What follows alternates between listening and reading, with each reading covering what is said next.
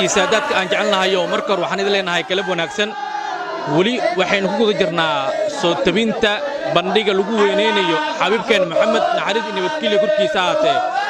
waxaynu kalabta aynu ku sugannahay markaska weyn ee Kaawagoday oo ka mid ah maraakista hoostaga jaamacada faca weyn ee islaamiga ah jaamacada Sheekh Daawud Culusow sida aad u jeedaan bandhiga kalabta lagu weyneynayo xabiibkeen waxaa qayb ka ah fardahan aad u jeedaan sidoo kale waxaa qayb ka ah qoryahan u jeedaan oo dabaaldeg ah cirkan loo ridayo rasaas si ummadda loo dareensiiyo farxadda iyo dhalashada xabiibkeen maxamed naxariis iyo nabadgelyo korkiisa ahaatee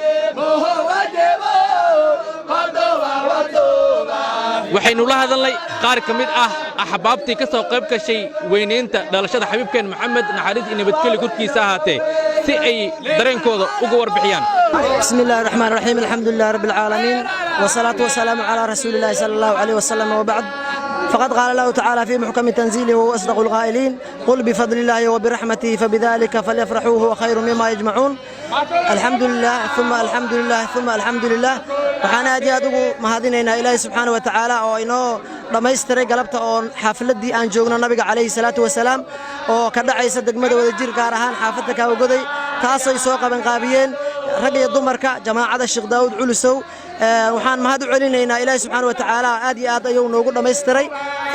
ilaahay waxaan ugu tahniyadaynaynaa dadka muslimiinta ah meel kastay joogaan farxaddan oo kale inay waqtigooda naftooda maalkooda ku bixiyaan maxaa yeelay nabiga calayhi salaatu wasalaam waa axad wax lagu bixiyo midka u khayr badan sidaaba nooga jeedaan annagoon ahayn dad fardooleeya galabta waxaan saaranaha farda korkood waxaan kaloo saaranaha annagoon asgar ahayn qoryaan sidana sababta aan saas u yeelayna wax kale ma ahan waa nabigeena calayhi salaatu wasalaam jacayl aan u qabno ee howltayna ma ahayn laakiin nabiga calayhi salaatu wasalaam wuxuu mudan yahay wax kasta oo in lagu weyneeyo ama loogu farxo oo mudan tahay ayuu mudan yahay nabiga calayhi salaatu wasalaam waxaan aad iyo aad ugu mahad celinaynaa dadka ka soo qayb galayaasha ah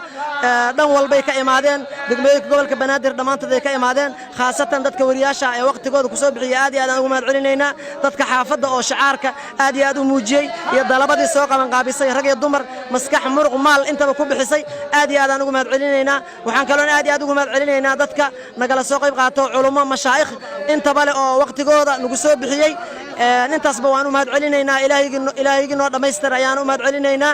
intaas kadib waxaan muslimiinta ugu baaqayaa qoftiba nabiga calayhi salaatu wasalaam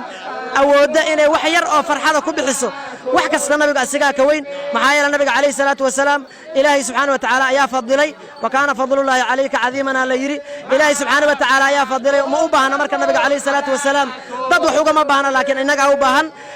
marka insha Allah tacaala aad iyo aad aan faraxsanahay dareenkeena bala soo koobi karo waxaan rajaynaynaa